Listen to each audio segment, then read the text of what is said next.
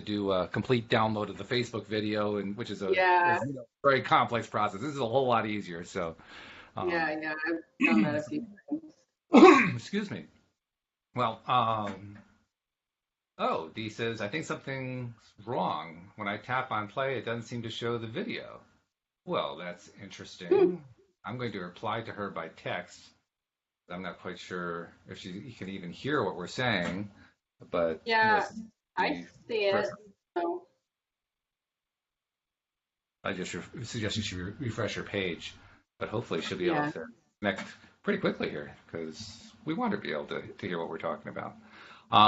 I'd say while we're getting waiting to get questions going, why don't we try answering a few questions for each other to kind of stimulate conversation a bit. And Okay. I'm gonna start off by telling you about something that I did today. I went to the library and I got a book out called Into the Magic Shop by Dr. James Doty, A Neurosurgeon's Quest. Can you see that? Yeah, A Neurosurgeon's Quest to Discover the Mysteries of the Brain and the Secrets of the Heart. And this Yeah, was actually I actually have that written down because one of your other podcasters right. suggested that book. Yeah. Exactly. It came as a suggestion, and it looks intriguing. I have to say, it looks very intriguing. I'm going to be curious to see what the details are. It's understandable why this guy became a neurosurgeon because he grew up with an alcoholic father and a mother who suffered a stroke and was chronically depressed and attempted suicide on several occasions. Not hard to understand why he went into the field, but apparently his work was kind of, say, divergent from the rest of the field, and he ended up exploring some stuff that other people don't explore. So I'm kind of looking forward to that one.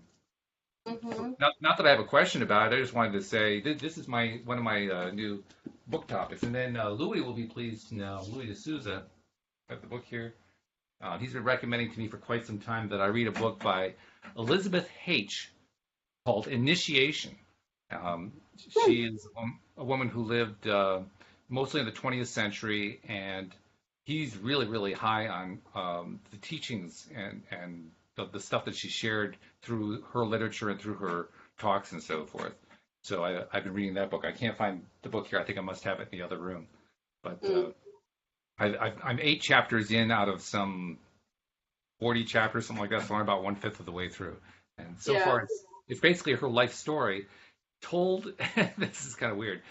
It's a reluctant telling of her life story because they start with an introduction where she says that she was asked by one of her followers, one of her students, if you will, how did you learn how did you learn to apply the things and do the things that you do? And her response was essentially, well, telling you my story isn't going to help you. You have to learn that one through your own experience. I can't really do that for you. And so she Yeah. told the story anyway. So you read the story and you say, okay, so why is she telling this story when she doesn't believe in it in the first place? I don't quite get that part. But I'm going to reserve my evaluation of it until after I'm done. I will say that 8 chapters in, it's barely holding my attention, but it's just starting to get good. So maybe it's going to turn around. I mean, Louis Yeah. kind of said it was similar to, not similar to, but ranks as highly in his view as Richard Bach's Illusions, which is a novel that I loved. So Oh, I'm kind of hopeful that it picks up pretty soon and reaches that level of scholarship and entertainment value because that was an entertaining book as well. Did you yeah, read yeah. Huh? Did you read Illusions? No, I haven't. I Oh, haven't. you got to read that one. That's a great book. I don't know if you've read any of Richard Bach is best known for Jonathan Livingston Seagull. That was his first big novel. But Illusions was the second one, and he was also known for another one called One and a few others as well. The Illusions is really interesting. It's subtitled The Adventures of a Reluctant Messiah, and it's the story of how Richard, the alter ego of Richard, so to speak, meets this guy named Donald Shimoda while flying biplanes for passengers in the Midwest in the early 1970s. And in the course of getting to know this guy, he finds out this guy has all these abilities to do things that we would call law of attraction on steroids. I mean, just Right. he's Messiah. Like he can walk on water. He can do all these things. He can make clouds Mhm. disappear. He can do all this kind of stuff. And he's teaching Richard how to do it. And it's a fascinating story the way it's told, and very LOA-ish in a lot of the ideas that are behind it. So I think that's why I was reading this other book that Louis recommended, because if it's anything close to illusions, I would like it, I would think. So we'll see. Right. But Well, that whole thought process, or that whole the reality of it is, this desk is made out of the same thing I am. It's just a matter of where it's vibrating and where its energy is or whatever. So, right. you know, there on like you said, law of attraction on steroids. There's the ability to do, there's like spoon benders and stuff that can, move things with their mind and stuff. So it's pretty fascinating. It's crazy, and it does kind of make you wonder, you know, with all the stuff that they teach that is true about, like you said, the table is just like my shirt. It's just Right. organized differently. First of all, that's a concept that's hard to get your head around. Even when you dealt with it for a while, even when Right. we include it in our conversations. Even now, I sit back and I say, no, it's not. A table is a table. A shirt is a shirt. But Right. when if we had a way that we could look at them on the molecular level, which in terms of being able to see it with the naked eye, we really don't have a way to do that. We have electron Right. microscopes. It's not quite the same thing. Even with that, it's hard to imagine that there's all that space in there, and that Mhm. what we perceive as being hard and physical is only a perception. It's mind-boggling. I mean, Yeah. I still wonder how do all of those little tiny electrons and protons and neutrons that have all this space in them manage to turn into a physical feeling space? I don't quite get that, but they Yep. do. Very, very crazy stuff. Um, Yep. Pretty let's see. amazing. Hi from D. D, let me know if you're hearing this. I will add another comment to see if you have successfully refreshed the page, because we want you to be able to tune in. So I'm just going to type a little comment here. So let's see. So I'm not seeing any other questions. I am seeing a couple people tuning in, but so far pretty quiet. So let's see. What are we exploring lately? Well, okay. I'm going to bring up a question that's part of my life right now. Okay. Louise, of course, has been dealing with health issues, and she's on the mend. She has kind of reached a plateau recently, and I've been noticing that she's been kind of in not the most positive frame of mind for a number of reasons, which I've been trying to bring up with her, and I've also been trying to hold her in that frame of mind, right, where you hold her in a space where everything is working out the way she wants it to be, and you're hoping for the best, and you're imagining the best, and feeling the scene and all that kind of thing. But nevertheless, while I'm waiting for that to take, so to speak, waiting for her to be receptive for it, I'm finding that her mood, um, her outlook right now is adversely affecting me. In other words, I'm allowing her downward feeling stuff to affect me. And we Right. talk about all the time how important it is to be responsible for our own vibration and to keep ourselves in alignment regardless of who's around us. But it's harder when it's somebody that you love, who you're close to like that. I mean, I don't know if any relationship that's closer than a husband and wife, and Right. that's where we're at right now. So, I mean, what's your take on that? When you're dealing with somebody who is your spouse, and your spouse is going through a rough patch and it's affecting you, what do you do? Well, I've noticed like what you're saying. I've noticed the same thing with me and my husband, and he's on board with the law of attraction, not to the level of sharing it like I am, but he definitely, that is part of his thought process and stuff. Right. And I have just start whenever I get frustrated with him, um, I might have that knee jerk reaction and voice it, or Yeah. whatever, and just say, why are you being why are you being like that, or what, just kind of calling him out on it or whatever. But then when I step back, I always try to go, okay, what am I frustrated with myself Mm. Yes. that I'm trying to put on him, because I'm irritated with something I'm not doing better, that I should be doing better. And so your situation with your wife, and she's just kind of in a crappy spot because of all this stuff that's going on with her and stuff. And I would my advice to you would be to just step back. Number one, just know that maybe she needs to just be in this contrasting, I always call it rolling around in the mud. Like eventually you're gonna get done with it and you're gonna, brush it off and move forward. Um, but it's sometimes it's okay to just be in a kind of negative place for, just kind of surrender to that. I don't know. I think like just the little bits that you talked to me about her, I think she's a really fast manifester. Oh, she can be, yeah. Yeah, and so I just think that she just needs to be in her space, and it is frustrating. I totally get it because there's times when I'm just like, he's just like, I hate my job. I'm just so sick of it, but I don't know what I want, and I don't know what, and I'm just like, figure it out, like, come on, let's go, let's get this show on the road, and then I'm just like, okay, I'm not figuring out what I want to do, I'm still trying, I'm getting frustrated with my own stuff, and he's, so I just always try to like reflect, like, okay, why am I so irritated with myself that I'm trying to throw it on him? That's a good point. And in fact, I was also manifesting a symptom today because in the midst of recognizing what was going on with myself, I made the decision I wanted to go to the gym. And when I got up to get ready to go to the gym, all of a sudden I had this major pain in my lower back. And I tried to stretch out. I tried to lay down and let it relax. I tried a number of things to release the pain, and it only got worse. It didn't get better. So I finally ended up deciding not to go to the gym. I certainly didn't want to hurt myself, So I figured, well, that really wouldn't be worthwhile to try to just work through the pain, because especially with a back injury, you can hurt yourself if you really push it. So Right. okay, I decided to stay at home. And what I did instead is I pulled out a recording of the meditation that Linda Armstrong led us on Friday, and played that and went through that meditation.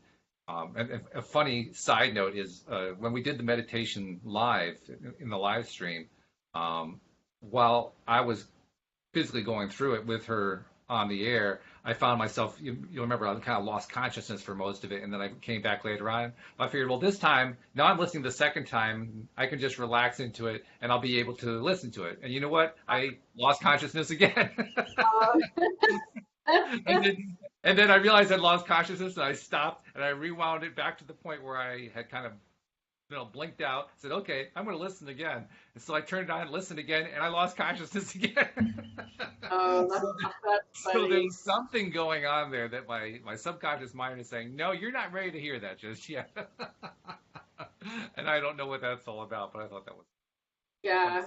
I know that I've tried to get my husband to listen to a couple guided meditations, and every time he falls asleep. He's just like, I can't, I like lay down on the bed with him and we turn it on, and then like 5 minutes later he's snoring. It's like, okay, never mind. Oh, that's funny. Some of us are sleepers. That's all there is to it. Yeah. Louis likes to tell me, you just need to meditate more. Okay, well, I've been meditating more and I'm falling asleep more. Maybe I just need more rest. Actually, I know that's not it. I've gotten a lot of sleep lately. Yeah. Really noteworthy. The last 2 months or so. I mean, there was one period of time there, and it was in the midst of when Louise was in the most difficult part of what she was going through. I was sleeping 9, 10 hours a night, and I never sleep that long. I mean, Wow. typically I'm like 6 to 7, maybe 8 hours. So it was just really out of the norm. But I guess I needed it for whatever reason. Yeah. But I can tell you it's not a lack of sleep. I've had plenty of sleep. Cindy Chavez had the lack of sleep lately. She's had a lot of trouble with sleep. But nope, that's not it. So I'm not sure what it is. But that combined with the fact that I keep blanking out when I kept playing that part of the meditation tells me there's something going on there that my subconscious mind isn't letting me see. Yeah, it's like, you're not ready for this. You need to just fall asleep right here.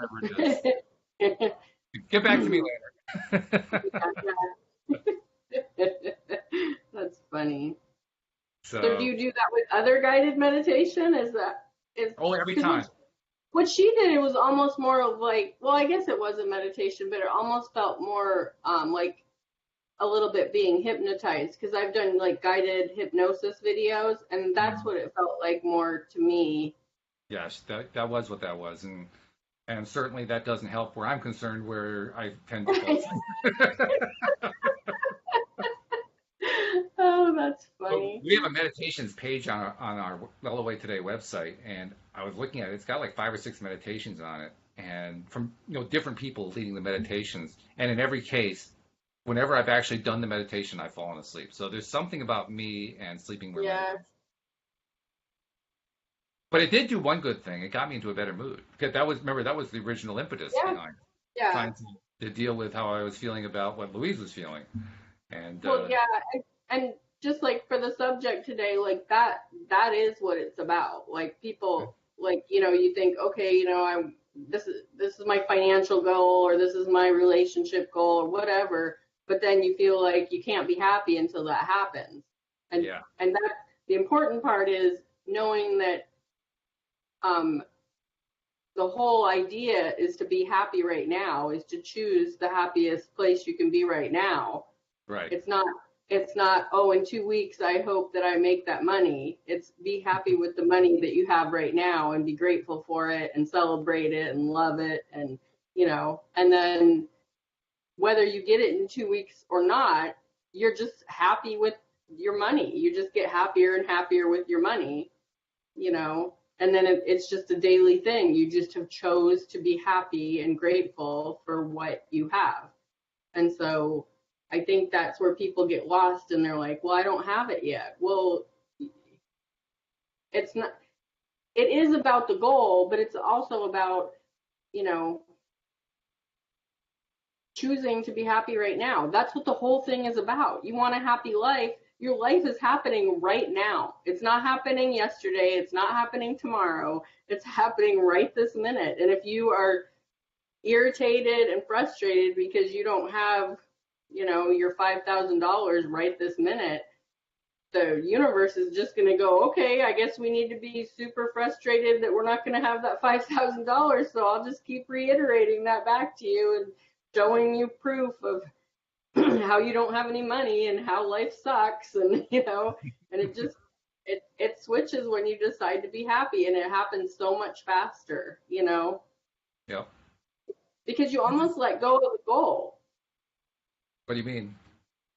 I just, like, when I started wanting to be better with finances, and me and my husband just kind of revamped everything, how we communicated about money, how we, he always did the bills, so I never really saw him, but then I'd get a phone call that, like our water bill was due and we need to pay it by tomorrow, or our water was going to, and then the landlord's calling us going, I got a notification from the water company, and I'm just like, I'm getting the brunt of all this, because I'm home all day. You need to, communicate with me and let me know this is happening, And so what he did was he just like hung all that stuff up on the fridge, and he would sit me down once a week and say, this is what we're doing, and this is what we, we're paying. And so I had the information, and I never handed him over the finances because, he's the man and I can't do it. But I hate math, and I was always screwing things up, and always, like, when I did my own finances before we got married, I would overdraw, and it was just math mistakes because I was just, I wasn't paying that much attention. And so anyways, so we just decided to revamp our whole finances, and I started doing the I love money, and, money comes when I call, and I say yes to money, and I started just revamping how I thought about it on a daily basis. And then, within a couple months, well, even within like a month and a half, our finances, every time he did bills and got his paycheck, he'd be like, wow, like we have way more money left over than I thought we were going to, Mm. And I was like, okay, well, this whole money thing's working. And then I got an inheritance that was over $100,000. And it's like, so when that happened, I was already super happy with my finances. So it wasn't like I was in that desperate spot of like, oh my God, that's going to be life changing. It wasn't even really that life changing because I was already in that space of loving money and appreciating it. And when I got it, we, you know, made really conscious,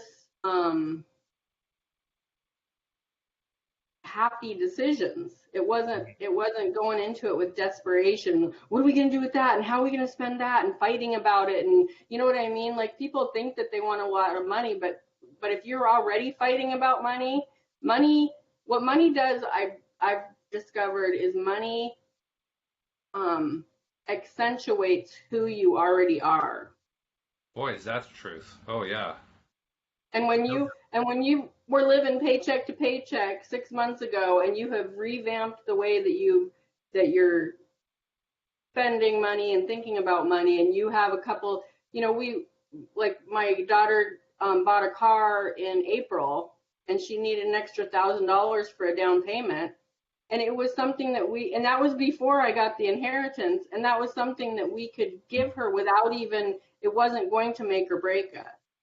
That's nice. you know, Yeah, we that's good. we were just in a really good spot, and so then when we got that money, it was just like we were already, that's what I'm talking about. Like it doesn't even become about the goal anymore. And when the goal hits, you're like, oh, well that's cool. And you just Yeah. keep being happy about it. So that's what I mean about it not being about the goal, is you just, like if you want to lose weight and you start being really happy about your body and treating it differently and treating it better and feeding it better and taking better care of it, and then a couple months later you're down 20 pounds and you're like, this is awesome, you know Right. but you're not like, oh, I can be happy now because I'm 20 pounds down. You're just like, yeah, I'm just going to keep doing what I'm doing. And you know Absolutely. Because when you do it that way, not only do you maintain the continuity, but you mentioned weight loss. With weight loss, going that route, you're much less likely to put the weight back on afterward. That's one of the right. biggest problems that people who are trying to lose weight have. Take off all this weight, and then because they didn't actually change their mental process, they put it all back on and then some, and it's even worse than it was before. Yeah, well, it's for finances too, because you can attract winning the lottery or getting an inheritance or getting a higher paying job, but if you still have the same mentality of like, just spending every dime you have, it doesn't matter if you get, $500 this week or $50,000 this week, you're gonna spend it, you'll find a way. So I'm not sure it has to do with spending it, although I understand your point. Because I've also lived the other side of that, which is being frugal to the point of fear, which is equally as bad as just being a right, right, spendthrift. Um, but what it really comes down to is what you said before. It comes down to how do you feel about it? How do you feel about the situation? What are you focusing on where the situation is concerned? Because the more that hmm we're focusing on, oh, there's not enough money. Oh, I don't know how we're going to pay the bills. Oh, I don't like what's going to happen in 2 months. So, well, yeah, now we're setting ourselves up to lose, regardless of whether we're being frugal or not. It's just the mindset right. that's at that point. So I agree about that part. That changing the mindset is crucial. That's actually a part of what I was doing today too, because I was recognizing the warning signs. I was recognizing, the little hmm thoughts and saying, no, that's not where I want to go. No, I don't want to go there either. No, I definitely don't want to go there. It was one of those things, and not being able to find the happier thoughts. That's why I tried the meditation. I knew I needed to break up the pattern because the pattern was a negative vortex pattern. And when you're in right. that negative vortex pattern, you can't see your way out. You can't find your way out that easily. You're scratching and clawing trying to find the exit, and Yeah. it's not always there. So that's where you have to try to kind of climb the scale, the emotional guidance scale that Abraham talks about. Speaking of which, too, I was looking at that scale today in the Asking It Is Given book by Abraham-Hicks, and I was noticing some really interesting things about the top end of the scale. I've noted before on prior podcasts, there are 22 items on the scale. Of those 22, 7 of them fall in the positive range. 1 or 2 of them are kind of neutral, and all the rest are negative, which always struck me as interesting that there's so many more negative than there are positive. Yeah. But today I was noticing some things about the positive range because I was taking another look and asking myself, where am I on the scale and all that kind of thing. And by the time I'd done with the meditation attempt that I fell asleep in, when I came out of that, so to speak, I found myself at number 6, hopefulness. So I'd made some improvement. But then I was looking at the scale even more. Number 5 is optimism, so it's a little bit more than hopefulness. Just beyond that is positive expectation or belief, which is what you were talking about. Then comes at number 3, enthusiasm / eagerness / happiness. And that was one of the things I wanted to mention. Happiness is number 3 on the list. It's not number 1. Really interesting thing. Number 2 is passion. And number 1 is actually 6 items: joy, knowledge, empowerment, freedom, love, and appreciation. And as I looked at that list and looked at the other items below it, I realized there was a word missing that people regularly talk about when talking about trying to improve how you're feeling when you're doing law of attraction deliberate creation. And that word is gratitude. Gratitude is not on their list at all. Now, I've heard Abraham say that they consider appreciation to be a more pure term than gratitude is, because gratitude can sometimes have, certain baggage attached to it, like obligations that go along with it and so forth, whereas appreciation is much more pure. And interesting that appreciation is a top line item. That's one of the 6 at the top. So appreciation is, and I've kind of talked about this in the past, how I never realized appreciation was a top line item. I never really thought about it that way. And it made me wonder how appreciative I really was sometimes, because I would say I appreciate something, but I wasn't really feeling joyous and that kind of thing. So I thought, geez, maybe I need to up my game a little bit. But to have appreciation on that top line and gratitude nowhere at all, that kind of stopped me for a second and made me wonder, why would they do that? Why? Because it's positive, but what do you think? I feel like gratitude and appreciation are the same thing, but I feel like what you said, I feel like appreciation is more authentic. Like when you appreciate something, there's more feeling to that. When you're just having gratitude, like, everybody says be in the attitude of gratitude and have a gratitude journal. Right. I kind of feel like that kind of, like what you said, it kind of becomes mundane. Like, okay, I'm going to write down everything I'm grateful for today so I can do my work or whatever. But appreciation to me is like, it is the same thing. I mean, technically it's the same thing, but appreciation is, I think, just putting more feeling into it. I mean, when you seriously appreciate something, it brings an emotion. It brings a physical, for me, it brings a physical reaction. Like I tear up or I get a smile on my face, when I just think about how much I appreciate my husband, or even like this house. Like, I so appreciate this house. I have my own office. I didn't have an office in the last house. I was just doing everything in the living room, and so it's like, I totally appreciate that. And when I get in that space, I just think that that space and that emotion is like a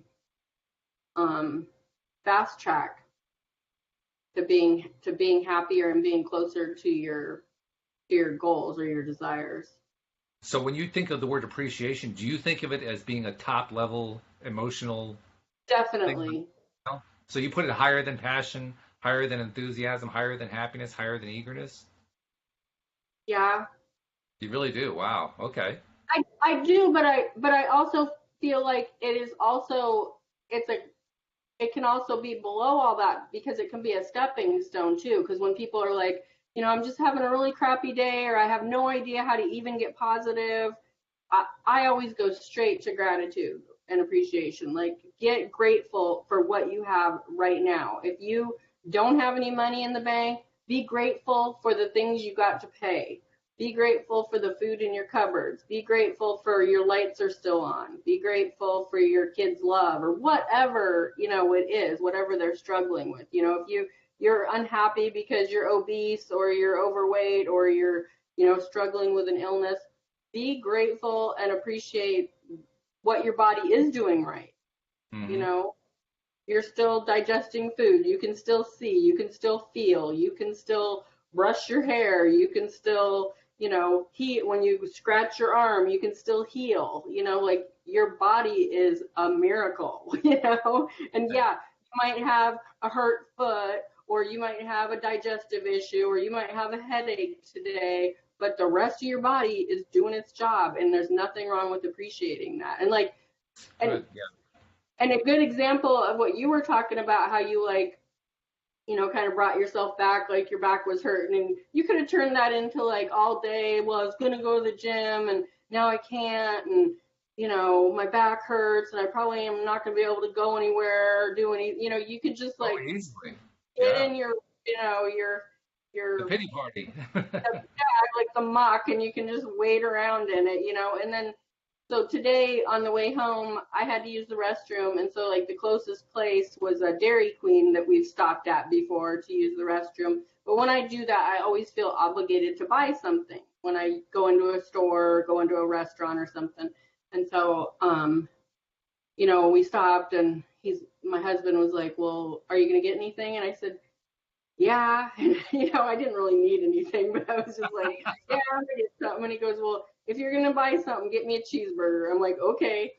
And so I go in, and the whole time in the back of my head, I'm going, I do not need fries and a shake, but I'm gonna get fries and a shake. Like, so I go in and I like I use the restroom first, and then I come out and order my food, and they bring it up pretty quick because there was nobody there.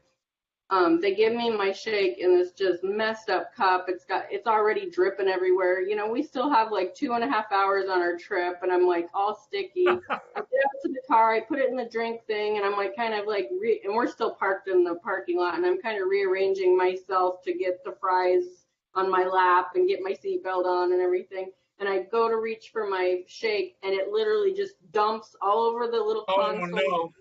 Starts going down like under my the driver's seat, and I'm like, and at that point I'm just like pissed, for lack of a better term. I go, I'll be right back, and so I bring it back in. I said, you guys need to put this in a different cup. Like, this is impossible. I can't, and so and then she gives me some like disposable like wet wipe things, and I go and clean it all up and stuff. So then we finally get back onto the road, and I'm just thinking, this is just the universe telling me I do not need this damn shit. But it's in a different cup now, so I'm drinking it, I'm having it. And so we, I get done with it, and we're driving down the road, and immediately my belly starts hurting, and I'm just like, so I'm just like, okay, this is what I get, and I was just like, and then I just like stopped myself, and I said, you know what? Like, before we left 2 hours ago, I had like those, those naked drinks. They're like, oh yeah, yeah. They're like fruit, and they have like spirulina and wheatgrass and everything in them. And I got one of those, and I got it because I knew I was going to be eating junk food, and I knew that would be a better start to my day than, whatever. And so I was just like, no, everything is in my belly, and it's hanging out with all that healthy stuff that I just put in it a few hours ago, and I'm going to be fine. And it immediately went away. Oh, nice. Yeah, and I was just like, that's awesome. I wasn't voicing it or anything. I was just in my head just going, oh, there's my belly ache, okay, the rest of the trip is going to be, this struggle of this belly ache. And then I was just like, no, it doesn't have to be. It doesn't have to be. It can, my belly is fine. I had some really healthy stuff earlier, and it's going to be great. And it was awesome. It's a wonderful demonstration of how quickly we can turn things around by making the shift in the way we're thinking. Because that's exactly what you did. That was wonderful how quickly you shifted that around. Yeah. And it's also wonderful how quick a result you got out of it too, which I think is due to the fact that you're largely in alignment most of the time, so it was a relatively easy shift for you to make. But nevertheless. And it just keeps getting easier. That's what's so cool about this, and like you said, you slip back. I'll have a couple days where I'm just like not doing things right, and getting involved in the gossip and the drama of stuff, and and then I'm like, whoa, bring it back, like that's not, we don't want to go back there. So, Hmm. And by the way, to people who are listening to the live stream, as you're listening, if you have questions of your own you want to introduce, type them into the comments section, and we'll be glad to bring them up. Without questions in the comments section, we're just continuing our conversation about the topic, which Shelley was just nailing perfectly. The topic is the importance of having fun and enjoying the journey. You just told a great story about how you were in the middle of this journey, you were not enjoying the journey, you turned yeah, it into not enjoying the journey even more by just, oh, I'm just going to get some junk food, blah, blah, blah, blah, that kind of thing. You were not in yeah, that aligned space. You got consequences that came out of it, and then you said, wait a minute, it's time to enjoy the journey. It's time to feel good about what happened. And I actually did something good earlier that makes me feel good. And you got yourself yeah. to your place just by thinking that, and the stomach ache went away. I mean, that's a great story about enjoying the journey right there, showing how you pivot in midstream in the middle of whatever's going on in life to change how life is playing out, Yeah. which is fabulous. Um, the other thing I wanted to ask you about that top line item. Now, there are 6 items again. And this is the emotional guidance scale from the Abraham-Hicks book, Asking It Is Given.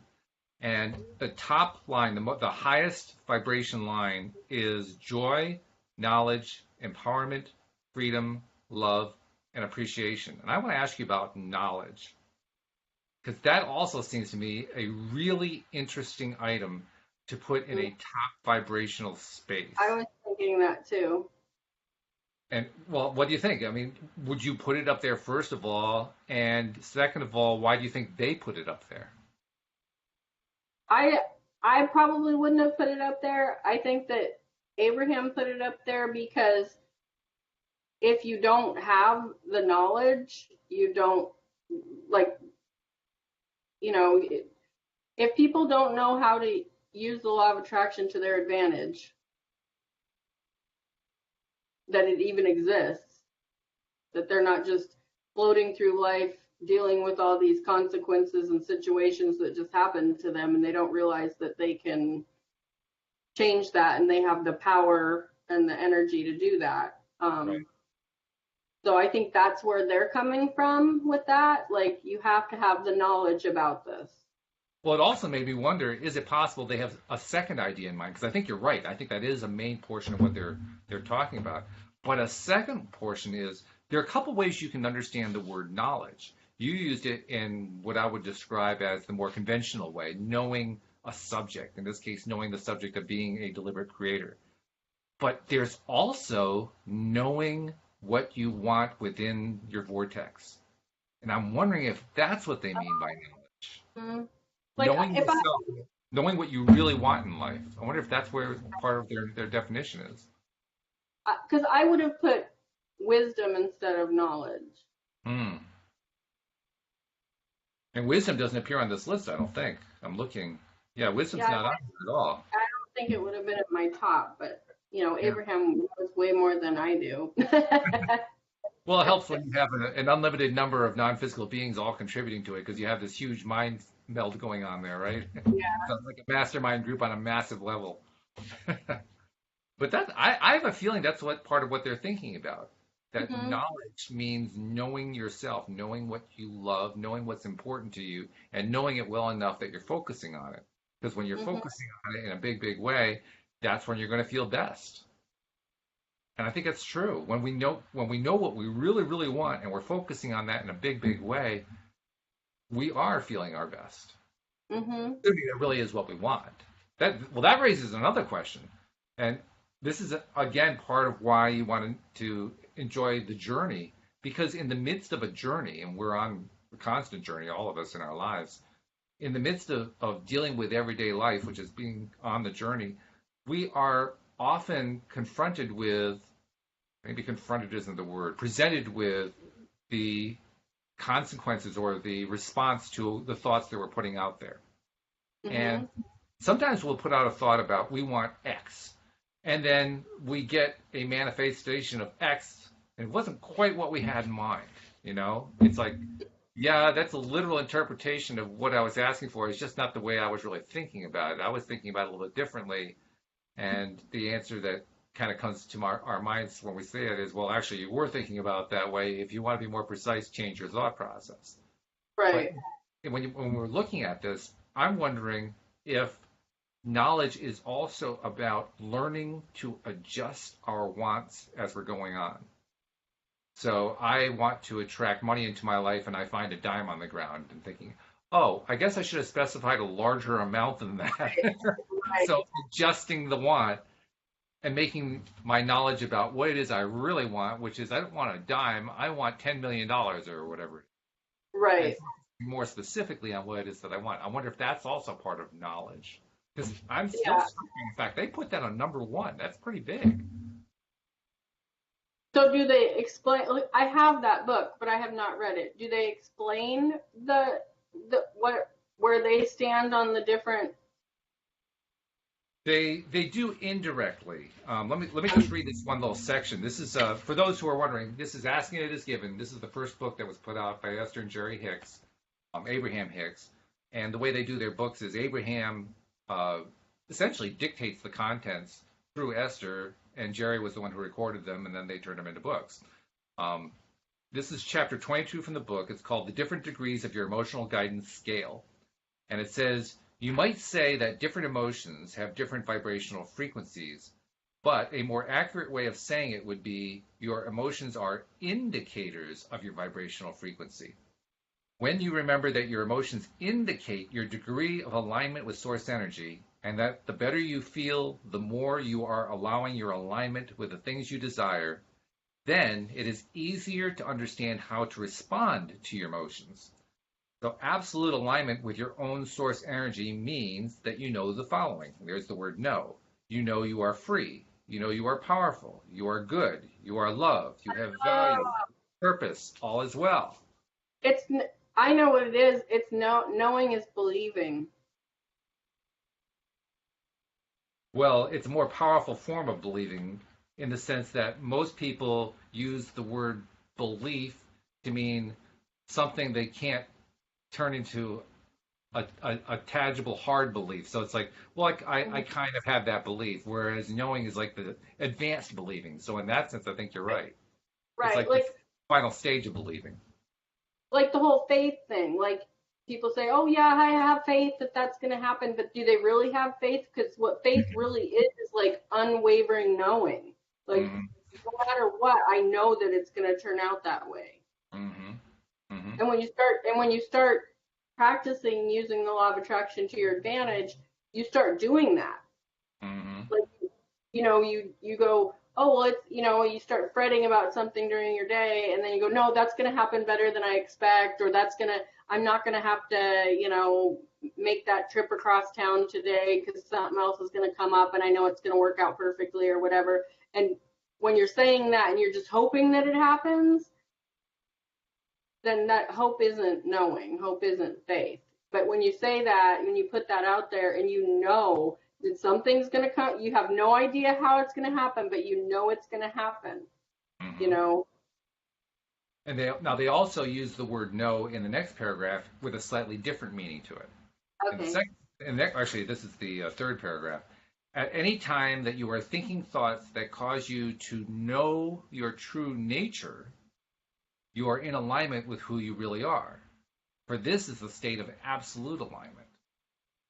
And the way those thoughts feel is the ultimate emotion of connection. When you think in terms of a fuel gauge on a vehicle, this state of alignment would be the same as a full tank. In other words, imagine a gauge or scale with gradations or degrees which indicate the position of the fullest allowance of your connection with your source energy, all the way to your emptiest, most resistant disallowance of your alignment with your source energy. And then a scale of emotions would look like this, and they list the 22 items on the scale. So knowledge actually seems to be multi-valued the way they're using Yeah. it. It's like you said, it is knowing as opposed to just believing, knowing that you're loved, knowing that you're powerful, knowing you are free, knowing you are good, knowing you have value, knowing you have purpose, knowing that all is well. And it's also knowing your true nature of who you really are.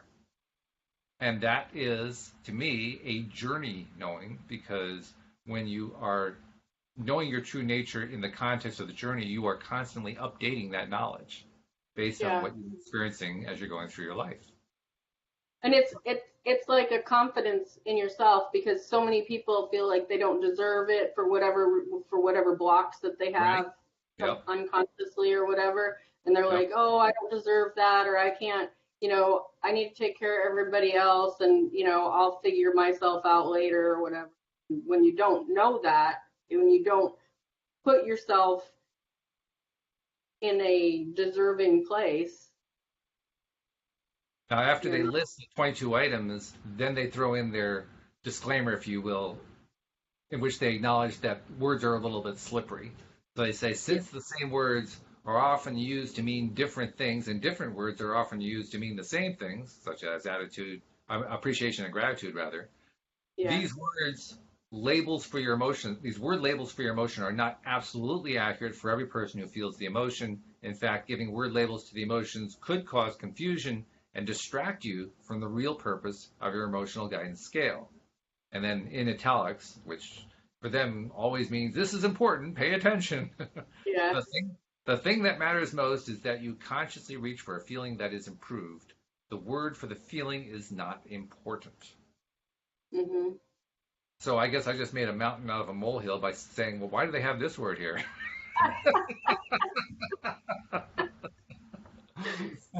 It's all about perception.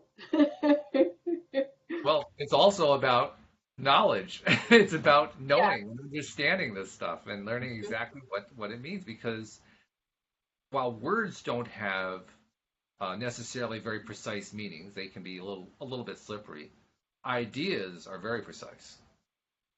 And that's what we're Mhm. really wrestling with here. We're learning to understand and appreciate and apply in our lives the ideas that they're trying to teach us. And I'm Mhm. constantly reminded of the fact, every time I talk about Abraham, I'm reminded of the fact that the way Esther receives this information from Abraham is in what she terms blocks of thought. And then she takes those blocks of thought and translates them into English so she can say them to us so we can hear what Abraham has to say. And I constantly think about that. Blocks of thought, blocks of thought. In other words, ideas have a very definite structure to them. And when you understand what the structure is and the idea within the context of that structure, it has a very, very specific meaning. That's what we're trying to learn. That's why we spend so much time talking about law of attraction, because we're trying to understand that exact structure that they're presenting to us. And then I remind myself of something else they say, which is everything that you're reading about from the past, including this, because this is a few years old now, is old news. So Yeah. the Bible is old news. The Quran is old news. The teachings of Hinduism are old news. It's all old news. And they have their value. They certainly had their value at the time they were published, but over time Mhm. that value starts to lessen. And that's really interesting to me too, because what they're what I think they're saying is that when you deal with a book like this, asking it as given, and you're trying to understand that idea structure, and you're coming to terms with it, and you're wrestling with it, and saying, okay, I think here's this nuance, here's that nuance, here's how it all seems to add up to me. By the time you figure that out, it's time to move on because that was 10 years in the past. Mhm. So we're constantly trying Well, to keep up with the latest knowledges, really. I think part of it too is like talking about like The Secret, the movie. Hmm. From the first time I watched it to watching it now is a whole different experience. What do you mean? Just because the first time I watched it, it was just kind of like a revelation to me, like, wow, this is amazing. Like, I always kind of knew about it because my mom and my grandma kind of instilled that, that that love is, everybody is love and God, and that, we're all one and that kind of thing. Like, I kind of knew that, and had that. I didn't have any religious teaching growing up, but I was, like, I remember asking my mom, like, what is God? And she said, when you look in someone's eyes and you see their soul, that's God. And I'm like, Oh, okay, that's like, the answer. I like as a the answer. little kid, it's like, oh, okay, that sounds good to me, And so when I was introduced to The Secret, like, I literally just, I guess I'm just a crier, but I just sat there and pretty much bawled, because it was more like I was remembering something than I was getting this new knowledge. But then And I haven't watched The Secret in probably a year or two, but and then I just kept watching it. I was like, Mom, you gotta come over and watch this movie. And my husband Scott, you gotta watch this movie. The kids, you better watch this movie. Like pushing. I became like a drug pusher with this movie. Like everybody's gotta Right. watch this movie.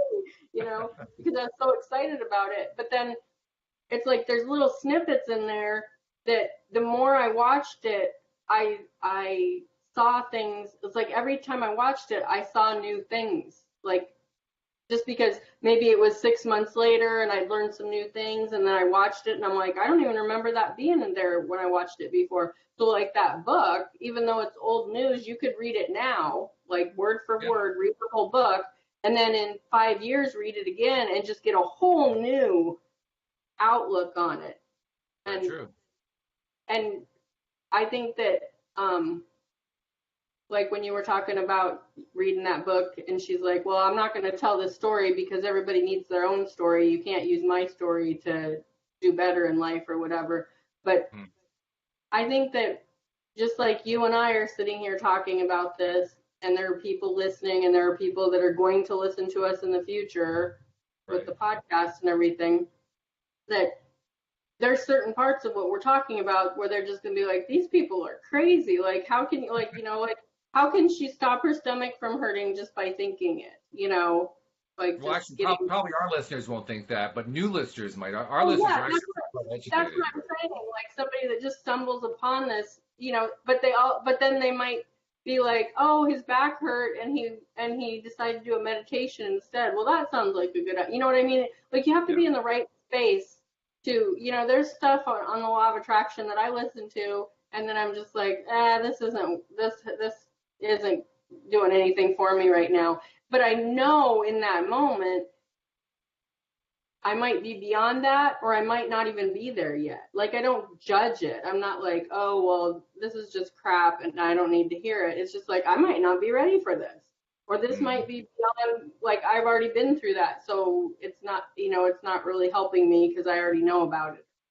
So, um, I don't know. I just think that, like, just when you said that, it can be old news, like that book can be old news. But the thing is, somebody picks up that book and it just totally resonates with them and it's life changing. It's all brand new news, even though it was written, 10 years ago or however long it was written. So, True. Yeah. And the stuff that was written 10 years ago, it isn't that old. right, It's right. we're not talking thousands of years here. We're talking a decade. It's an entirely different range. Because So even the Bible has some amazing stuff that I think is still very relevant, mhm. you know. Yeah, it has some other stuff that I just skip over and ignore because it's not worth looking at. But some of it is very Yeah. useful. Yeah.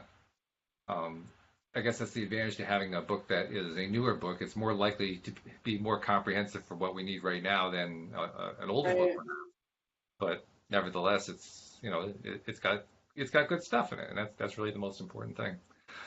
We got about 5 minutes left, and I want to make sure I get messages in because I haven't been doing it lately. But first, I want to ask people who are not yet subscribers. If you're one of those people Shelley alluded to a moment ago, who this is new and you're kind of liking what you're hearing, become a subscriber. It's free. It doesn't cost you anything. It's easy to do. You'll find the links for both Android users and for Apple devices, iPhones, iPads, and so forth within the descriptions almost everywhere that this is published. If you can't find the links, just go to the homepage of our website, loatoday.net. You'll find icons there. Just click the right icon for your device, and it'll walk you right through the process of subscribing, and then you'll have all of the episodes coming right to your device as we publish them, which is pretty cool. That means you don't have to go looking for them. You just go look for your podcast app, and oh, there they are. Now you got them to play, and you can play them anytime that you need to. The other thing is we ask that if you're enjoying the episodes, and I think you are because you're still listening, share the fact that you're liking them and like them and comment on them and share with other people and tell people about it who you think might be interested in them because we want more and more people to get their daily dose of happy. I continue to envision a world of people who are getting a daily dose of happy every day, and we have this large population that we're reaching, and all kinds of amazing things are happening within the world as a result of changes people are making in their own lives by getting their daily dose of happy. So those are the two main messages. There's going to be a third one coming along pretty soon, Well, there is one other that I have used in the past, and I'll include it here. We love your comments. We love your questions. Send them in. If you're not listening to the live stream, send us the questions by email or by the website or Facebook or whatever else, and we'll be glad to address them on the podcast on an upcoming episode. So those are the main promo messages I needed to get in. And before we are done for the day in our last couple of minutes, what's your biggest takeaway? What do you think is the most important thing based on what we've talked about, Shelley, when it comes to the importance of enjoying the journey and having fun with it, and having fun with life, basically, as a deliberate creator? I think it's just realizing that for people that are brand new to the law of attraction, or people that have been trying to use it for, for a while and it's not working, that it's a daily thing. It's how you react to the guy that pulls out in front of you in traffic. It's how you are thinking when you're picking out what loaf of bread that you're going to buy at the store. It's like, seriously, it's how you deal with your kids when they get off the school bus, and are you frustrated because they didn't do their homework, or are you excited because you're going to hear about what they did today and what they did at recess and who they talked. Like, it's just like it's a daily, minute by minute, now by now choice. It's a choice. I just think it's important for you to know that you're not going to reach those goals and be happy until you decide that you're going to be happy right now. Mm-hmm. Yeah, I agree with that. I think you've nailed it very nicely. I'd add that we discovered a couple of things about the Abraham Emotional Guidance Scale, including the fact that, we've previously talked about, and we talked about here, that appreciation is pretty high. It's right at the top of the scale. And we got a better understanding what knowledge is, that it isn't just what you know, it's specifically what you know about your own beliefs and what you know about what's going on in your own vortex and what's important in your life. And that knowledge plays a major role in terms of, what's the journey going to be like? Because the more that we know what we like, the more we're going to like the journey, which is nice. It makes it easier to take that journey. But this has been good. So thank you for doing the show once again with me, Shelley. I look forward to doing it every week. And I don't know what topic we'll do for next Monday, but I'm sure we'll come up with something. Yeah. So thank you for joining us. Tune in next time, and we hope that you'll join us every time here on LOA Today. Goodbye, everybody.